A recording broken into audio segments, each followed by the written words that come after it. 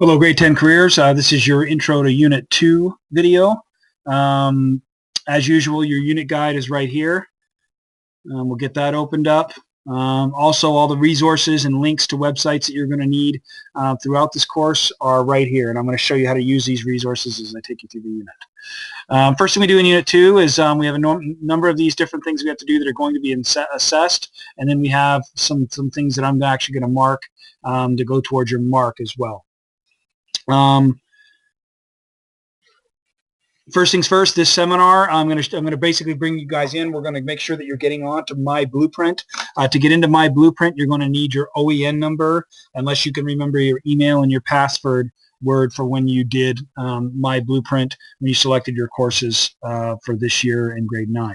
So you're going to need your username and your password for Blueprint. If you do not, My Blueprint, if you do not have that, you're going to need your OEN number, your OEN number. That's found at the top of your timetable that you got a couple of days ago.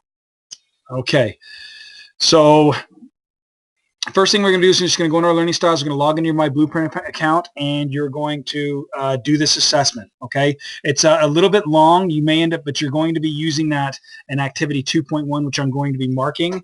So do not skip over this. You have to go into My Blueprint, and you need to do this learning styles assessment. And this is a step-by-step process of how to get onto My Blueprint and where to find that assessment. Once you do that, you're going to do the discovery assessment, which you find in the black box at the bottom of the home page. Okay, you're going to be given a list of your top 3 occupations. You are also going to put that into Activity 2.1. Okay, then you're going to go into this Ontario Central Skills on the next 2 pages. This is basically a list of skills, and you are going to put a check mark beside only the ones that you demonstrate in your learning activities in your daily life. So which of these skills do you use at school and in your daily life? If you don't use them, don't check them. Okay? And then you're going to answer this question right here. Okay? And you're going to list your strongest area of skill in table in Activity 2.1. So all of these you're using down here in this table 2.1, which is down here. Okay, so make sure you put all that stuff in there. Okay?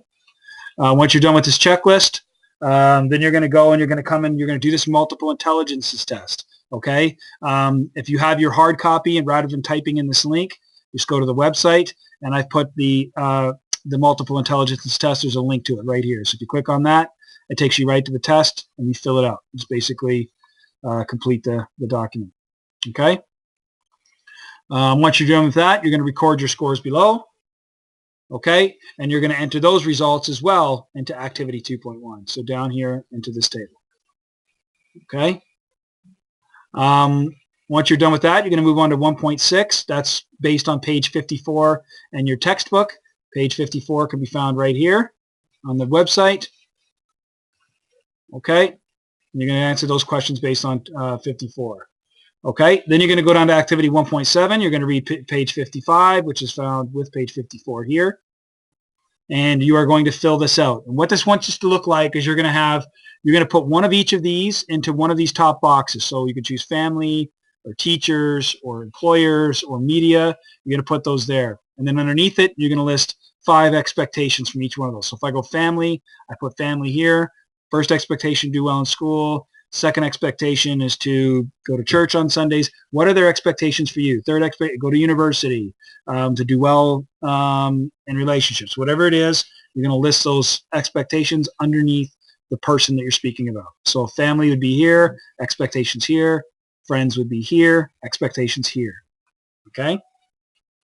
Then you're going to write a little bit of a maybe 2-3 sentence paragraph on how you deal with other people's expectations, how much you take their input into consideration, and how do you defend what you want to do compared to what their expectations are. So you need to get all 3 of these questions answered in your answer here. And I'd actually say that'd be about 4 or 5 sentences. Once we're done, we fill out this chart. It should already be done based on all the research and studies you did up there. But you'll complete that chart, and I will be marking that.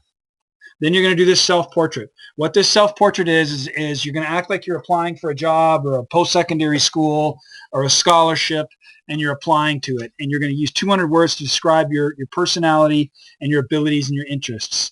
The biggest thing to understand here is who is your audience, okay? If you're speaking to an audience that is a dean or somebody in an admissions office at a post-secondary education, we shouldn't necessarily be telling them what we'd like to do on the weekends. You need to be talking about academics, what your skills are, what your career goals are. Okay, so make sure that you understand who your audience is and you know who you're speaking to. You don't want to be telling them all about how much you like to play football when you're trying to get a scholarship for a math award. Okay, so it's only 200 words. Know your audience. Make sure you're selling yourself in terms of your skills and your experiences.